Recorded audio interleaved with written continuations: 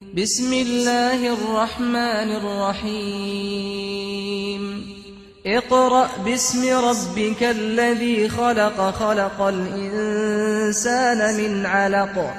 اقرأ وربك الأكرم الذي علم بالقلم علم الإنسان ما لم يعلم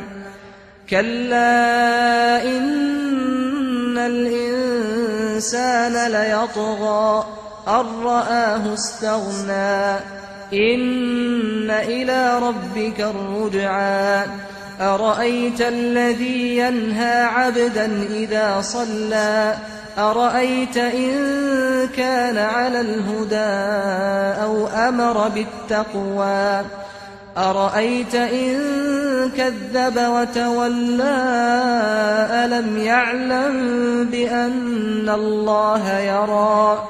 كلا لئن لم ينته لنسفعا بالناصية ناصية كاذبة خاطئة فليدع ناديه سندع الزبانية كلا لا تطعه واسجد واقترب